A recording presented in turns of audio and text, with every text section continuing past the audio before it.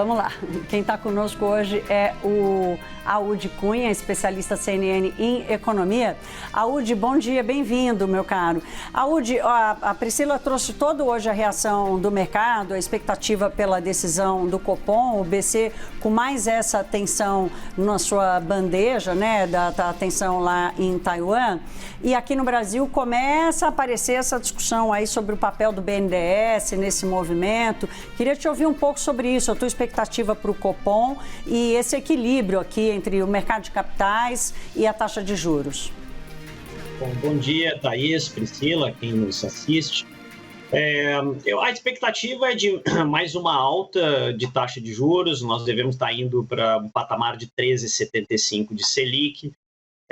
Preciso aguardar ver o que o Copom vai se pronunciar em relação aos próximos passos. Eu acho que ainda existe uma possibilidade razoável de essa não ser a última alta, e porque a inflação continua muito alta no Brasil, né? Como continua muito alta no mundo, o mundo continua subindo taxa de juros e o Brasil, apesar de ter começado a subir as taxas de juros antes, ainda tem uma pressão inflacionária considerável. Em relação à taxa do BNDES, eu acho que o ajuste que foi feito no passado para uma TLP mais próxima do mercado foi bem feito, né? Foi bem feito porque isso custava muito em termos de subsídio do Tesouro, gerava uma pressão fiscal muito grande, na minha opinião, distorcia o mercado porque gerava um subsídio que podia ser captado através do BNDES por algumas empresas, mas não todas, então gerava um certo, digamos, privilégio para algumas empresas. E hoje, a partir do momento que foi feita essa modificação, acho que correta, o mercado privado começou a poder oferecer crédito privado de longo prazo de uma maneira mais razoável, mais saudável, diria, em termos de acesso igualitário, competitivo para o mercado como um todo. Então, acho que foi uma medida correta, acertada nessa direção. Ontem repercutiu bastante as falas dos membros do Fed, né, os chamados Fed Boys, todos eles num tom diferente do tom do Jerome Powell depois da decisão de elevar os juros lá nos Estados Unidos. Isso elevou as apostas de aumento maior de juros dos juros americanos de meio ponto para 0,75, agora com apostas de 40% ali em aumento de 0,75.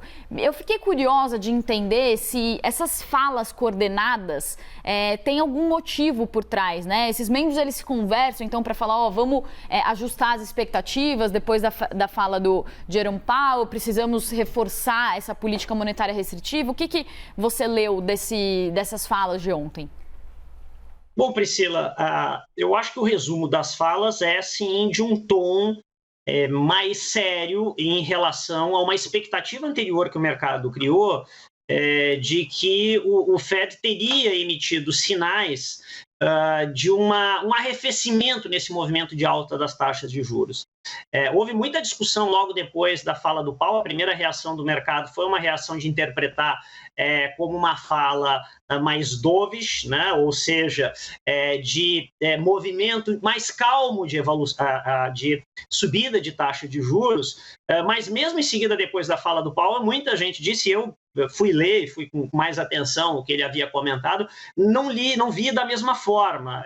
Ele disse, na verdade, de que é preciso aguardar os próximos sinais, mas em nenhum momento se fez alguma análise de que a inflação estaria cedendo numa velocidade mais rápida e que o foco continuava a ser de redução da taxa de inflação e de reconhecimento que ela estava alta.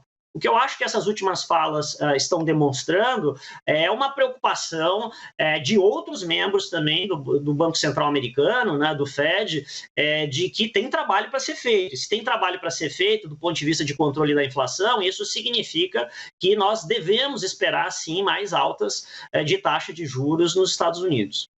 Pois é, muitos analistas estavam falando que não entenderam o otimismo exagerado, né, do mercado a partir das falas. Então, realmente, essas falas de ontem, interessante esse ponto de vista, né, talvez vieram para ajustar um pouco dessas expectativas. Audi, vou pedir para você continuar com a gente vai trazer outros assuntos aqui e já voltamos a conversar. Obrigada por enquanto.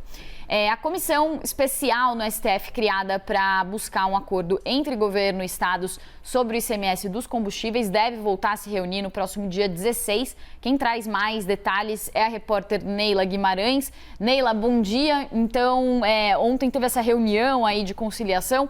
Quais são as perspectivas agora, daqui para frente, dessa questão importante, né, do ICMS, compensação para os estados? Como que ficam os próximos passos?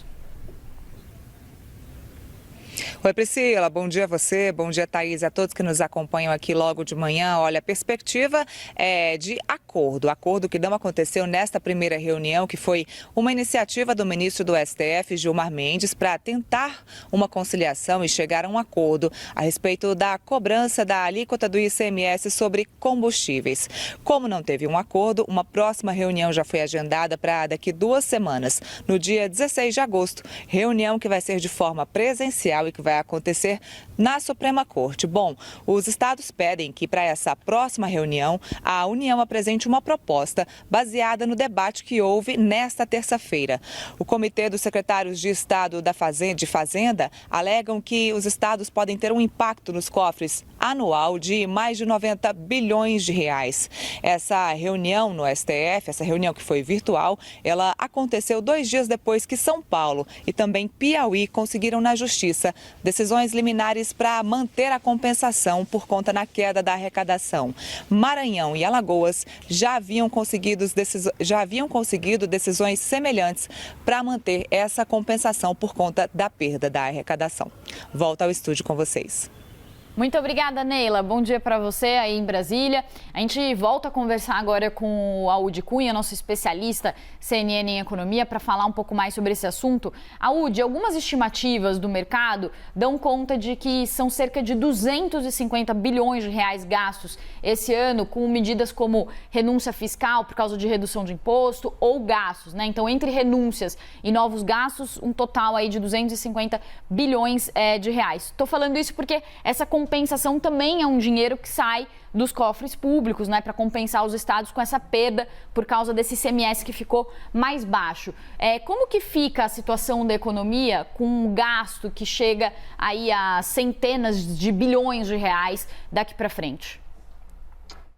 Bom, Priscila, essa é uma preocupação que o mercado tem tido e eu diria que é por isso que as taxas de juros longas, né, aquelas que são feitas com títulos de prazo mais longo, ainda mostram uma preocupação com o cenário fiscal, apesar dos resultados fiscais somados de governo federal, estados e municípios nesse ano estarem vindo melhores do que se esperava no início do ano. Mas você acabou de mencionar, há um pacote de gastos, de desonerações fiscais, aí próximo a 250 bilhões, talvez um pouco menos, mas muito expressivo nesse ano, e fica a grande pergunta de como vai acontecer no próximo ano, como esses gastos serão financiados, se alguns desses subsídios vão ser retirados, mas eu acho muito difícil, por exemplo, essas elevações de auxílio emergencial de 400 para 600 reais, auxílio caminhoneiro, algumas das desonerações fiscais, como de IPI, que estão sendo feitas agora, serem modificadas no próximo ano. A própria questão das alíquotas de ICMS dos estados em relação a combustíveis, elas também me parecem que é dificuldade disso ser modificado no próximo ano. São benefícios que são concedidos e difíceis de serem retirados para frente. Então, esse vai ser o grande desafio do próximo governo, que vai ser equacionar essa solução fiscal com uma conta bem maior do que nós começamos nesse ano. Aúde, ontem o presidente Bolsonaro disse que já está garantido o reajuste da tabela do imposto de renda para o ano que vem. Se ele for reeleito, o Guedes já está preparado para isso. A apuração da Renata Agostini mostrando que a equipe econômica não encontra espaço em fazer um orçamento de 2023, prevendo nem Auxílio Brasil de R$600, muito menos um reajuste da tabela, sem falar dos reajustes de funcionários que permitiram, inclusive, o resultado positivo nas contas que tivemos até agora. Quer dizer, foi uma despesa que não aconteceu do governo federal. De onde é que vai sair esse coelho da cartola? Essa é a pergunta de $1 trilhão, Thaís, e é o que o mercado está ficando preocupado. E é por isso que, de novo, as taxas de juros mais longas continuam altas.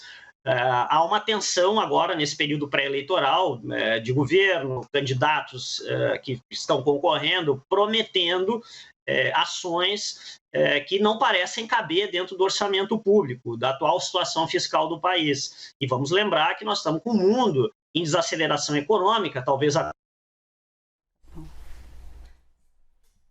Tivemos aqui perdemos o sinal do Aúde. Eu estava até falando aqui com a Priscila. A gente sabe que o coelho sai da cartola. A diferença é saber como ele vai sair dessa cartola, né, Priscila? Se vai sair magrinho, se vai sair gordinho, ou se vai se recusar, dizer, não vou sair daqui de jeito nenhum, mas de qualquer forma, a Aúde colocando aqui que a montagem desse orçamento para o ano que vem, diante, inclusive, das restrições da própria lei de responsabilidade fiscal, da lei orçamentária, né, não permitem que essa mágica seja feita agora. Né? Precisa mudar a Constituição de novo para permitir a abertura desses gastos. Aí é que a perspectiva para a situação das contas públicas vai pelo ralo, né, Pri? Não, e uma promessa de campanha da outra campanha, né, do presidente Jair Bolsonaro, que não saiu do papel, né? E agora parece que vai ser mais difícil ainda de tirar isso do papel diante de todos esses gastos desse ano.